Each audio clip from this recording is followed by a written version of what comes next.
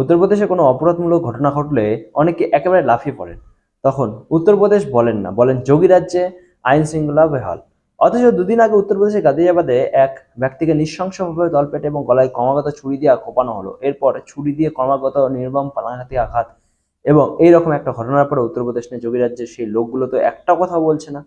যার উপর আক্রমণ হয়েছে সেই ব্যক্তির নাম সেলিম। সেলিম নামের কারো উপর যোগী রাজ্যে হামলা হয়েছে, তাহলে তো এই বাংলার বুদ্ধিজীবী ও বিভিন্ন রাজনৈতিক নেতা ঝাঁপিয়ে পড়ার কথা ছিল, চাল চিৎকারে আকাশ বাতাস মুখরিত করে তোলার কথা। কিন্তু তারা একদম নিশ্চুপ, একটি কথা বলছে না। কেন, কি কারণে? কারণটা হচ্ছে এই ব্যক্তির নাম সেলিম ওয়াস্তিক, এক্স মুসলিম, মানে যাদের বক্তব্য তারা মুসলিম ছিলেন কিন্তু যুক্ততর্কের মাধ্যমে ইসলামের বিভিন্ন ত্রুটি অযৌক্তিক দিক পুলিশ সমক্ষে আনছে।